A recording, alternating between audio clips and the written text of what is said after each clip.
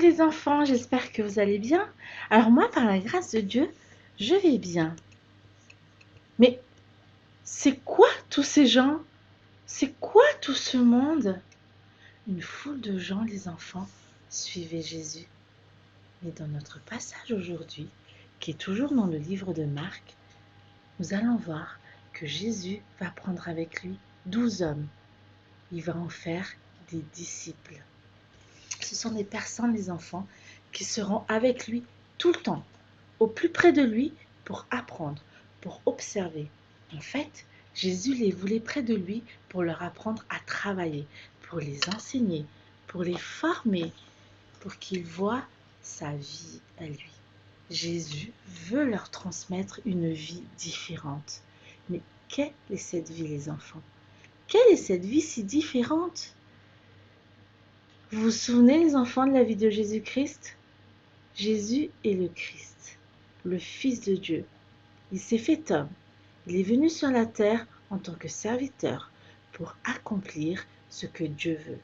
Il avait une vie comme tout le monde, les enfants, sur cette terre. Mais elle était différente de tout le monde. Pourquoi elle était si différente? On avait dit que Jésus va faire tout ce que les hommes font et tout ce que les hommes doivent faire. Mais cette vie, elle était différente parce que il va tout faire selon Dieu et il ne va pas pécher. Jésus commence son service par ce qui est bon selon Dieu. Il vit entièrement chaque situation selon la parole de Dieu. Et la Bible dit, les enfants, qu'il est la parole de Dieu même. Vous vous souvenez son baptême?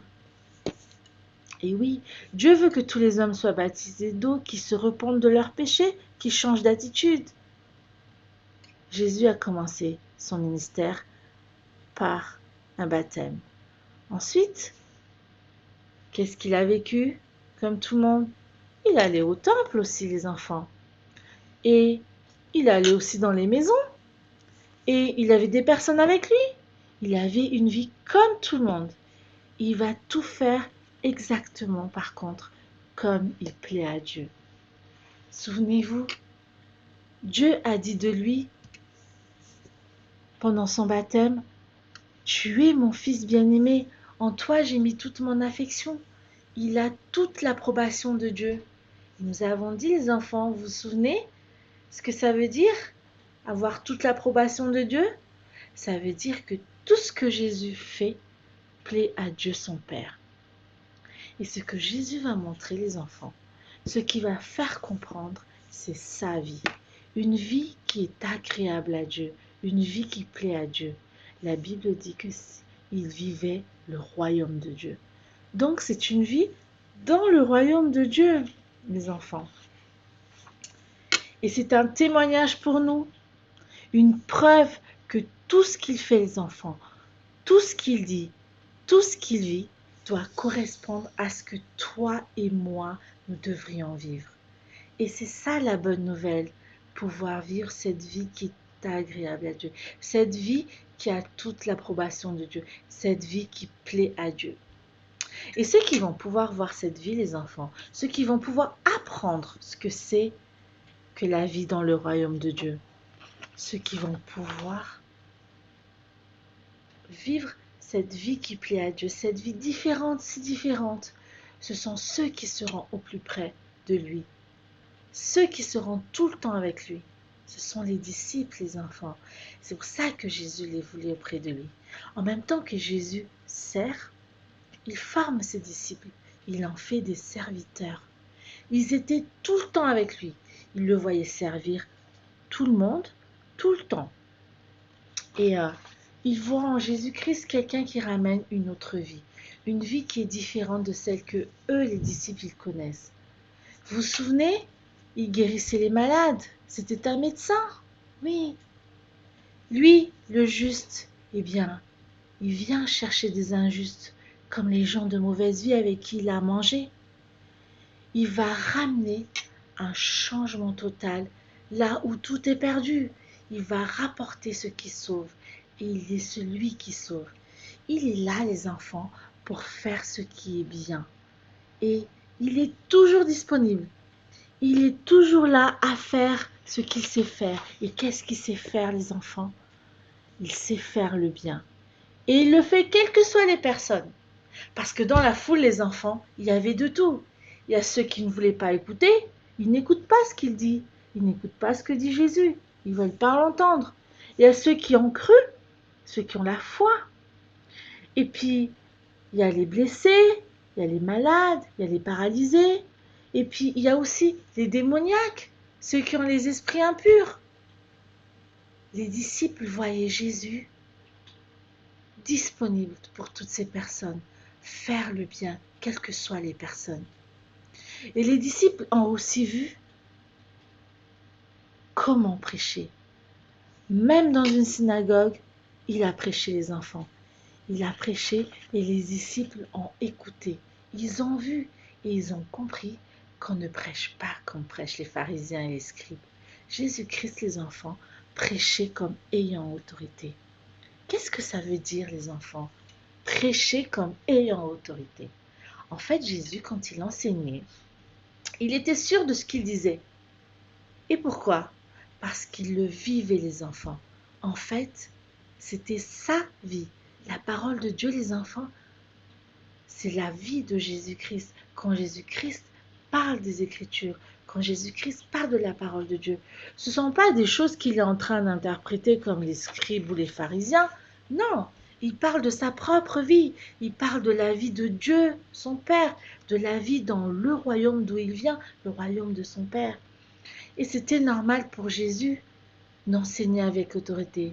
Quand il enseignait, les gens, ils comprenaient peut-être pas comment il avait cette sagesse. Parce que la parole de Dieu n'avait pas de secret pour lui. On l'avait dit tout à l'heure, il est la parole. Et ce que la parole dit, c'est ce qu'il vit. Est-ce que toi aussi tu veux avoir cette sagesse? Quand tu lis ta Bible, quand tu écoutes la parole de Dieu, est-ce que tu cherches à parler, à interpréter, à trouver des excuses pour ne pas faire, tout comme les pharisiens et les scribes? Et donc, tu vas avoir leur vie?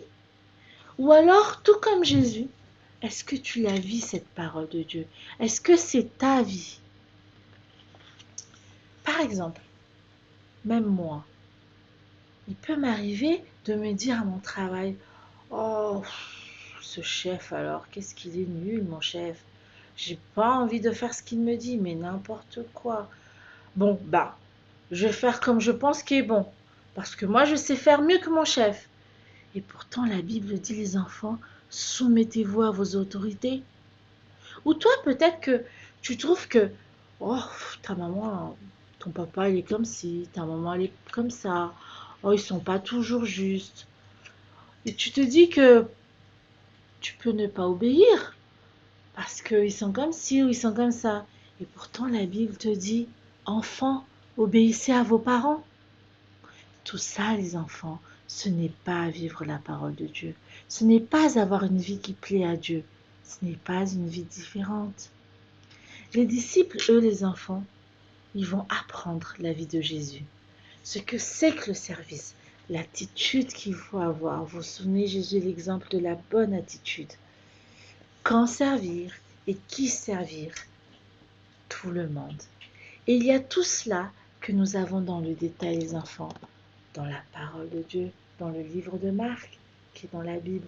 Ce n'est pas seulement une histoire, les enfants. Jésus-Christ est en train de partager sa vie, en fait. C'est ce qu'il vit. Et c'est une bonne nouvelle pour nous aussi, car nous savons maintenant quoi faire et comment faire. Mais les enfants, je crois que nous n'avons pas encore vu qui sont ces disciples que Jésus a choisis. On avait dit qu'il y en avait 12, oui, 12. Alors, comment ils s'appellent ces disciples? On va les voir tous, on n'est pas obligé de tous les retenir, mais on va quand même voir qui ils sont. Est-ce que vous vous souvenez le jour où Jésus marchait au bord de la mer de Galilée?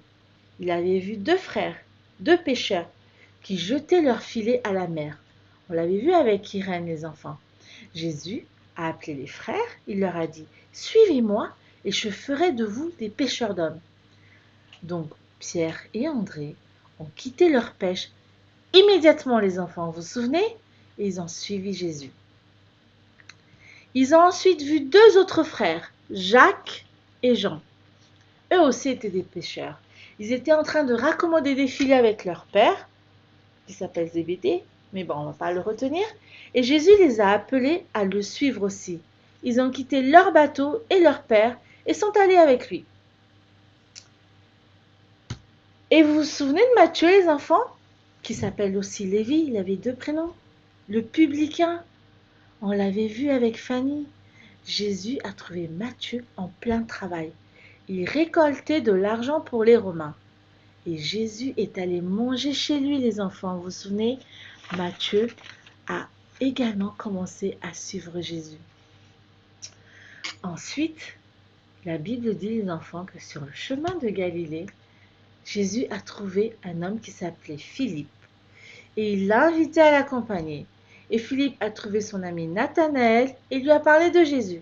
Ils ont commencé à suivre Jésus aussi.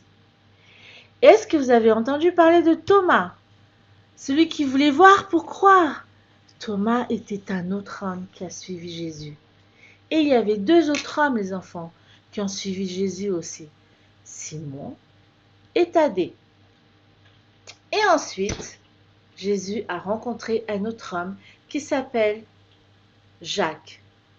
Celui-ci sera appelé Jacques le Petit. Il y avait déjà un Jacques au départ, mais là c'est un autre, et on le retiendra sous le nom de Jacques le Petit. Et enfin, il y avait Judas. Tout le monde le connaît, Judas. Judas, c'est celui qui va trahir Jésus, les enfants. Celui qui va le livrer pour le faire mourir. Et Jésus le savait, ça déjà. Jésus les a choisis pour les envoyer prêcher, annoncer la bonne nouvelle et pour chasser les démons.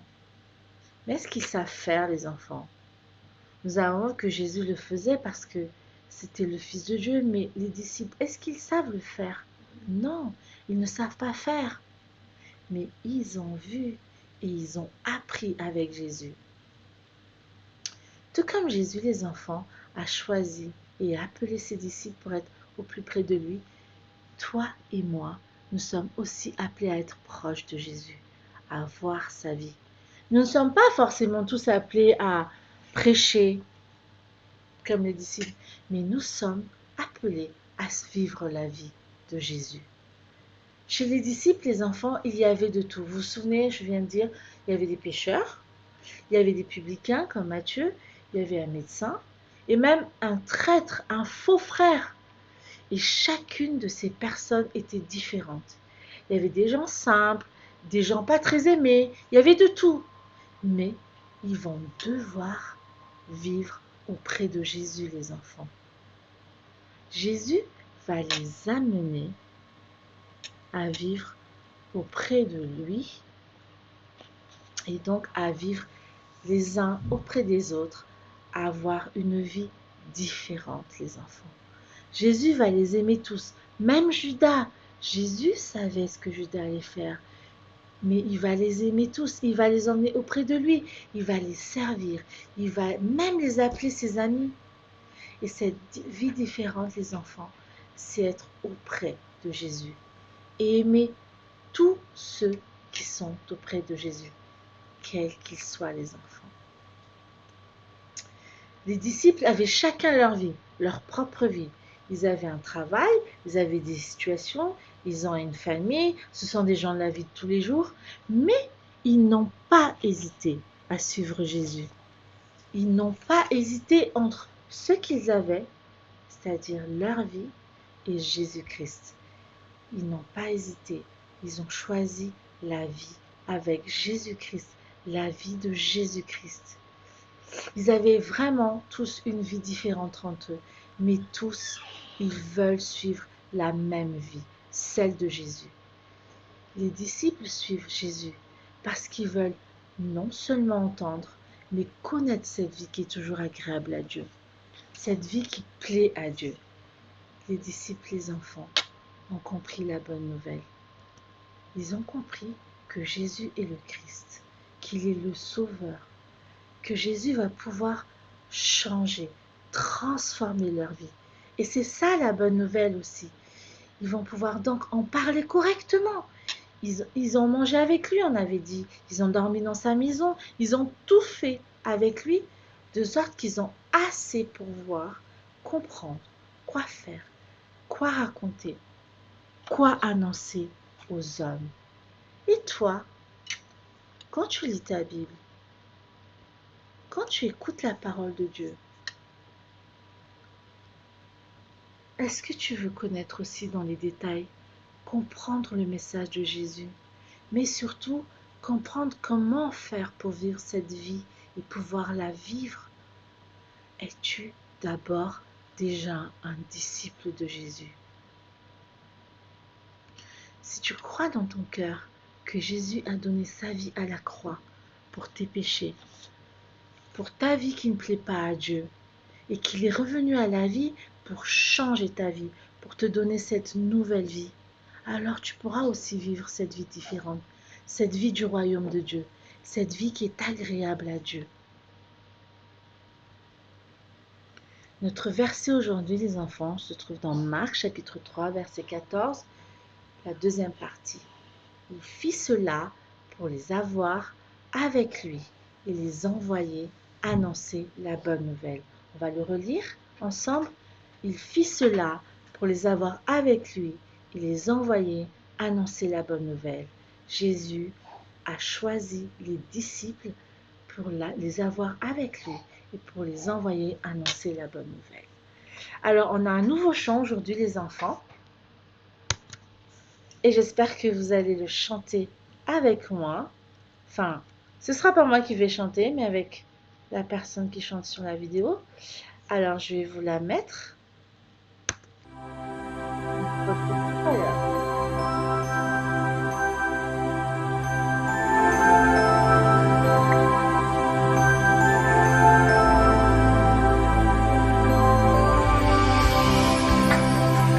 En mon cœur j'ai choisi de suivre Jésus-Christ.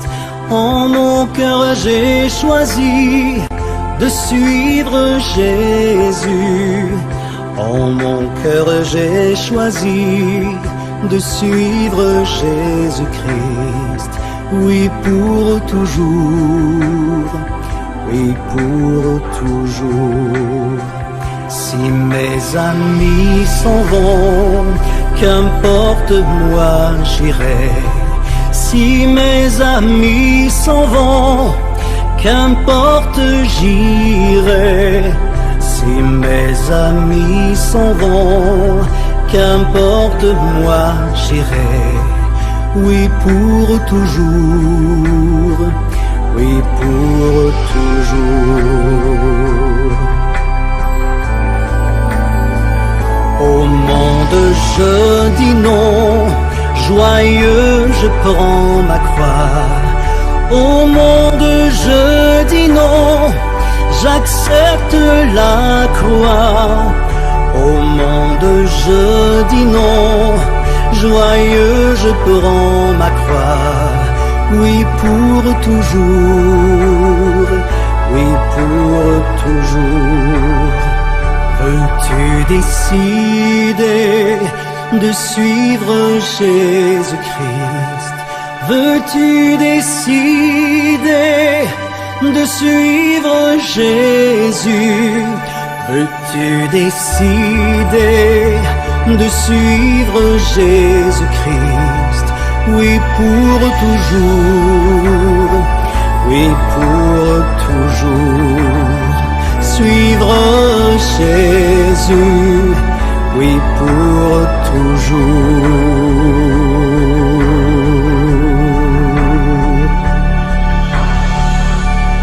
Alors vraiment, les enfants, que vous avez déjà décidé de suivre Jésus. Et si ce n'est pas le cas, les enfants, il est encore temps.